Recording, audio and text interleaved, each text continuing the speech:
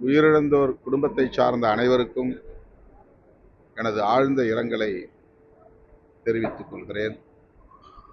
உயிருக்கு போராடும் மற்றவர்களை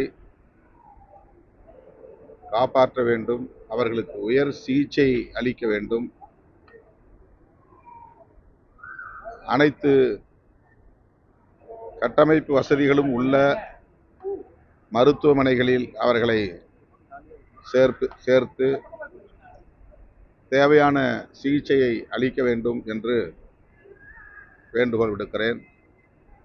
உயிரிழந்தோர் குடும்பத்திற்கு தலா 10 லட்சமும், காயமடைந்தவர்களுக்கு தலா 1 லட்சமும் தமிழ்நாடு அரசு இழப்பீடாக அறிவித்திருக்கிறது.